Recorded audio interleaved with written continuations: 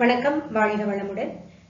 நீங்க இனிமேல் கேட்கக்கூடிய இந்த வினா விடை நம்முடைய விபி விஷாரத் பூர்வாத்துக்காக தமிழ் பொதிகைங்கிற பெயர்ல தக்ஷின் பாரத் ஹிந்தி பிரச்சார் சபால இருந்து கொடுத்திருக்கக்கூடிய புத்தகத்தின் பின்னாடி இந்த வினா விடை எல்லாமே இருக்குது.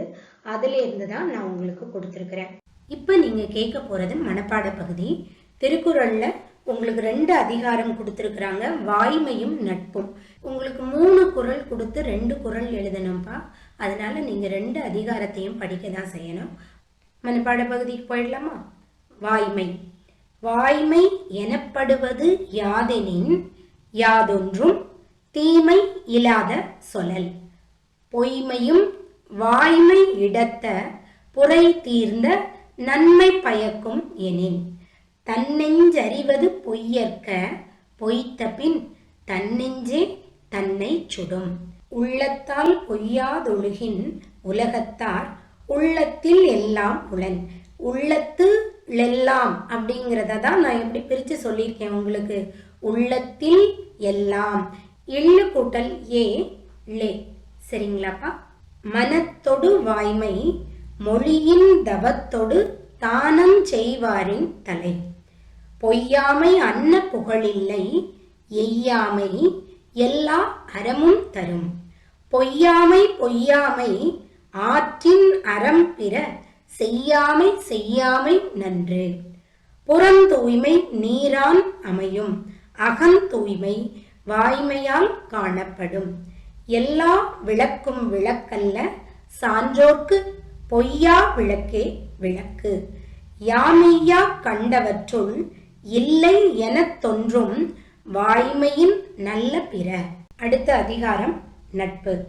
செயற்கரிய யாவுள நட்பின் அதுபோல் வினைக்கரிய யாவுள காப்பு. நிறை நீர நீரவர் கேண்மை பிறைமதி பின்னீர பேதையார் நட்பு. நவில் தோறும் நூல் நயம் போலும் பயில் தோறும் பண்புடையாளர் தொடர்பு. நகுதற் பொருட்டன்று நட்டல் மிகுதிக்கண் மேற்சென்று இடித்தற் பொருட்டு. புணர்ச்சி பழகுதல் வேண்டா உணர்ச்சிதான் நட்பாம் கிழமை தரும். முகம் நக நட்பது நட்பன்று நெஞ்சத்து அகம் நக நட்பது நட்பு. அழிவின் அவை நீக்கி ஆர் உய்த்து அழிவின் கண் அல்லல் உழப்பதாம் நட்பு. நட்பிற்கு வீற்றிருக்கை யாதெனில் கொட்பின்றி ஒல்லும் வாய் ஊன்றும் நிலை. இணைய இவர் எமக்கு இன்னம் யாம் என்று புனையினும் புல் என்னும் நட்பு. இப்ப நாம இடம் சுட்டி பொருள் விளக்கம் கேட்க போறோம். சரிங்களாப்பா? இடம் சுட்டி பொருள் விளக்கத்துல நாம என்ன எழுதுவோம்? 2 வரியோ 4 வரியோ கொடுத்திருப்பாங்க. இடம்னு எழுதி இந்த வரி எந்த பாடத்தில் இருந்து கொடுக்கப்பட்டுள்ளது, ஆசிரியர் யாருன்னு எழுதுவோம். அதுக்கப்புறம் பொருள்னு எழுதி அந்த வரிகளுக்கான பொருளை அர்த்தத்தை நாம எழுதுவோம். தக்க சமயம் தழைத்து வந்தது கொக்குகள் பறந்தன கொடிமரம் நிமிர்ந்தது. இந்த வரி எந்த பாடத்துல வந்திருக்குன்னு எழுத போறோம். இடம்னு எழுதிக்கோங்க. இந்த வரிகள் இந்தியாவின் கதை எனும் கவிதையில் இடம்பெற்றுள்ளன. இதனுடைய ஆசிரியர் யாரு? சக்தி கனல். வழக்கம் போல நீங்க என்ன செய்யணும்? பாட தலைப்பையும் ஆசிரியரின் பெயரையும் கண்டிப்பா அடிக்கோடிடுங்க. அப்போ இந்த வரியில எதெல்லாம் அடிக்கோடிடுவீங்க? இந்தியாவின் கதை மற்றும் சக்தி கனல்ங்கிற பெயரையும் நீங்க அடிக்கோடிட்டு கொள்ளுங்கள். அதன் பிறகு நாம பொருள் எழுதணும். விளக்கம்னு எழுதிக்கோங்க. இந்த கவிதையில கவிஞர் என்ன சொல்றாருன்னா, ஆங்கில ஆட்சியின் நிலை பற்றியும் அதிலிருந்து நாம் விடுபட்ட நிலை பற்றியும் சொல்றாரு. கத்தி துப்பாக்கி போன்றவற்றை தூக்கி எறிந்து விட்டு, அதாவது நாம என்ன செய்யல, வன்முறையில நாம சுதந்திரம் பெறவில்லை, அஹிம்சா முறையில நமக்கு காந்திஜி சுதந்திரம் பெற்று கொடுத்தாருங்கிறத கவிஞர் இந்த இடத்துல குறிப்பிடுறாரு. கத்தி துப்பாக்கி போன்றவற்றை தூக்கி எறிந்து விட்டு ராட்டை மற்றும் தக்லி எடுத்துக்கொண்டு காந்தி என்னும் ஒரு கிழவர் தள்ளாடி வந்தார் அப்படின்னு சொல்றாரு. ராட்டைனா நூல் நூற்கக்கூடிய இயந்திரம். நீங்க இந்த படத்துல எல்லாம் பார்த்திருப்பீங்க இல்லையா? தக்லிங்கிறது என்னன்னா பஞ்சில் இருந்து நூல் நூற்பதற்காக பயன்படுத்தப்பட்ட முதல் கருவிதான் தக்லி. அப்போ ராட்டையவும் தக்லியவும் எடுத்துக்கிட்டு காந்தி அஹிம்சை முறையில் சுதந்திரத்திற்காக போராடினார். தக்க சமயம் வந்தவுடன் நாட்டை விட்டு வெள்ளை கொக்குகள் பறந்தோடின. இந்த இடத்துல வெள்ளை கொக்குகள்ங்கிற வார்த்தை ஆங்கிலேயர்களை குறிக்கிறது. ஆங்கிலேயர்கள் சென்றவுடன் நாடு விடுதலை பெற்றதுன்னு நம்ம கவிஞர் சக்தி கனல் சொல்றார். மனிதர் உணவை மனிதர் பறிக்கும் வழக்கம் இனி உண்டோ? மனிதர் நோக மனிதர் பார்க்கும் வாழ்க்கை இனி உண்டோ? புலனில் வாழ்க்கை இனி உண்டோ? நம்மில் அந்த வாழ்க்கை இனி உண்டோ? இந்த வரிகள் பாரத சமுதாயம்ங்கிற கவிதையில வருது. இதனுடைய ஆசிரியர் பாரதியார். இததான் நாம இடத்துல எழுத போறோம். இடம்னு எழுதிக்கோங்க. இந்த வரிகள் பாரத சமுதாயம் என்னும் கவிதையில் இடம்பெற்றுள்ளது. இதனுடைய ஆசிரியர் பாரதியார். வழக்கம் போல பாரத சமுதாயம் மற்றும் பாரதிங்கிறத அடிக்கோடிட்டு கொள்ளுங்கள். இதனுடைய விளக்கம் இனிமேல் பார்த்திடலாம். நம்முடைய பாரதியார் பாரத தேசம் எப்படி இருக்கணும்னு ஆசைப்பட்டாரோ அதை இங்க விளக்குகின்றார். பாரத சமுதாயம் வாழ்க. 30 கோடி மக்கள் கொண்ட இந்த சமுதாயத்தில் அனைவருமே சமம். இந்த நாட்டில் ஒரு மனிதனின் உணவை மற்றொருவன் பறிக்கும் நிலை இனி இங்கே கிடையாது. ஒருவன் துன்பத்தை மற்றொருவன் பார்க்கும் நிலையும் இனி இங்கே கிடையாதுன்னு பாரத சமுதாயம் எப்படி இருக்கணும்னு ஆசைப்பட்டாரோ அததான் இந்த கவி வரிகள்ல சொல்றார். அதாவது பசியின் கொடுமை காரணமாக ஒருவர் வைத்திருக்கக்கூடிய உணவை மற்றொருவர் பறித்து சாப்பிடக்கூடிய வழக்கம் இனிமேல் இங்கே இருக்காது.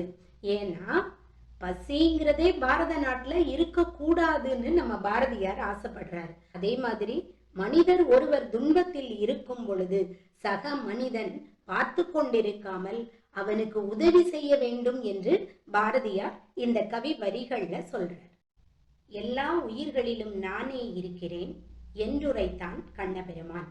இடம் இந்த வரிகள் பாரத சமுதாயம் என்னும் கவிதையில் இடம்பெற்றுள்ளது. இதனுடைய ஆசிரியர் பாரதியார். பாரத சமுதாயம், பாரதியார், இந்த 2 வார்த்தையவும் நீங்க அடிக்கோடிட்டு கொள்ள வேண்டும். இந்த வரிகளின் விளக்கம் என்னன்னா, பாரத சமுதாயத்தின் பெருமைகளை விளக்கக்கூடிய பாரதியார் கண்ணனின் கூற்றை மேற்கோளாக காட்டுகின்றார். எல்லா உயிர்களிலும் நானே இருக்கின்றேன் என்று கண்ணபெருமான் கூறியுள்ளதை இங்கே சொல்றாரு. எல்லா உயிர்களிடத்தும் இறைவன் இருக்கின்றான். எல்லா உயிர்களும் அமர நிலை பெறக்கூடிய உயிர்கள். அமர நிலைனா முக்தி பெறுதல், தெய்வீக நிலை, தெய்வீக குணங்கள் எல்லா உயிர்களிடத்தும் இருக்கின்றது. இதை மற்ற நாடுகளுக்கு இந்தியா எடுத்துரைக்கும்னு சொல்றார். உன்னரும் உருவம் காணேன் ஆயினும் உந்தன் ஒவ்வொரு சின்ன நல் அசைவும் என்னை சிலிர்த்திடச் செய்யும். இடம் இந்த வரிகள் தென்றல் என்னும் கவிதையில் இருந்து கொடுக்கப்பட்டுள்ளது.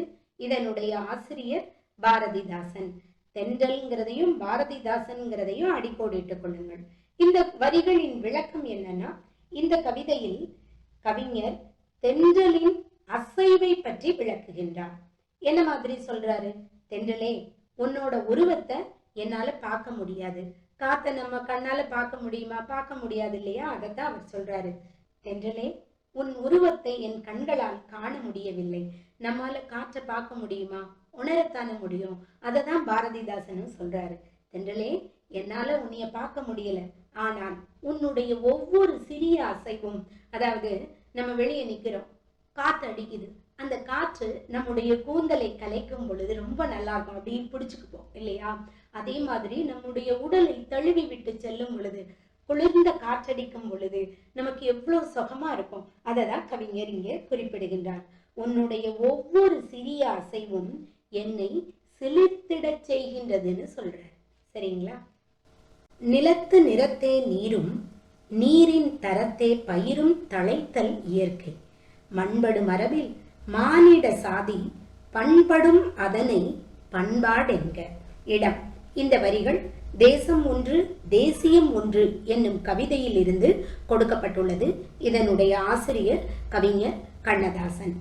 விளக்கம்: இந்த கவிதையில நம்ம கவிஞர் என்ன சொல்லி இருக்கிறார்னா, நமது நாட்டின் ஒற்றுமையை பற்றியும் தேசியத்தின் ஒற்றுமையை பற்றியும் சொல்லி இருக்கிறாரு. நிலத்தின் நிறத்தை சார்ந்தே நீரின் தன்மை அமையும்னு சொல்றாரு. ஏன் அப்படி சொல்றாருன்னா, இப்ப மழை பெய்யுதுன்னு வச்சுக்கிடுவோமே, செம்மண் நிலத்துல அந்த நீரை பாருங்க, அது என்ன நிறத்துல இருக்கும்? சிகப்பு நிறத்துல இருக்கும். அதே மாதிரிதான் நீரின் தரத்தை சார்ந்தே பயிரும் செழித்து வளரும். நீரினுடைய அமிலத்தன்மை, காரத்தன்மை இதை பொறுத்துதான் செடியெல்லாம் வளரும். இது இயற்கையின் அமைப்பு. மனிதரின் மரபானது அவர்கள் வாழக்கூடிய மண்ணை பொறுத்தே, மண்ணுன்னா இந்த இடத்துல ஊருன்னு பொருள், ஊரை பொறுத்தே அமைகின்றது. இதையே நாம் என்னன்னு சொல்றோம்? பண்பாடுன்னு சொல்றோம்னு கவிஞர் ரொம்ப அழகா விளக்கத்தை கொடுக்கிறார். பாரத நாட்டின் மொழி 14, வேறெதும் இங்கே வேறுபாடு இல்லை. இடம், இந்த வரிகள் தேசம் ஒன்று தேசியம் ஒன்று என்ற கவிதையில் இருந்து கொடுக்கப்பட்டுள்ளது. இதனுடைய ஆசிரியர் கவிஞர் கண்ணதாசன். இந்த வரிகளின் விளக்கம் என்னன்னா, ராகம், பாவம், தாளம் இதெல்லாம் சேரும் பொழுது பாடல் இனிமையாக அமைகின்றது. அதற்கு ஒரு மொழிங்கிறது அவசியமே இல்லை. நாம இசையை தான் ரசிக்கிறோம். அதே மாதிரி நெய்யக்கூடிய முறை வெவ்வேறாக இருந்தாலும் நூல் இழையினால் ஆடை உருவாகின்றது. அது போலவே நம்முடைய நாட்டில் 14 மொழிகள் பேசப்பட்டால் கூட மொழிகளில்தான் வேறுபாடே தவிர இந்திய மக்களில் எந்த விதமான வேறுபாடும் இல்லைன்னு நமது கவியரசர் கண்ணதாசன் சொல்றார். மங்கையொரு பங்கிருக்க யோகி என்றுதான் கையில் மழுவேந்தி நின்றான் உங்கள் மத்தன் அல்லோடி. இடம், இந்த வரிகள் முக்கூடற்பள்ளி என்ற கவிதையில் இருந்து கொடுக்கப்பட்டுள்ளது. இதனுடைய ஆசிரியர் இவர்தான்னு குறிப்பிட்டு சொல்ல முடியல. ஆனா இதை நாடகம் மாதிரி எழுதினது யாருன்னா என்னையினா புலவர்.